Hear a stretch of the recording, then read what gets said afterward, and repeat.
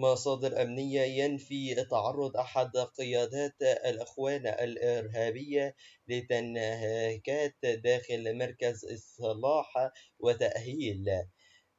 نفى مصادر أمنية صحة ما تم تداوله على أحد الصفحات التابعة لجميع الإخوان الإرهابية بمواقع التواصل الاجتماعي من ادعاءات بشأن تعرض أحد قيادات جماعة الإخوان الإرهابية نزيل بأحد مراكز الإصلاح والتأهيل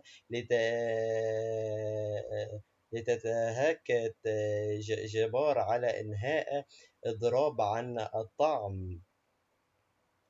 الطعام. وأكد المصادر أن النزيل المذكور غير مضرب عن الطعام، ويتم معاملته في إطار الضوابط القانونية المتبعة، وأن ذلك يأتي في إطار دباب الجماعة الإرهابية على اختلاق الأكاذيب وترويج الشائعات لمحاولة الحصول على استئثارات لعناصر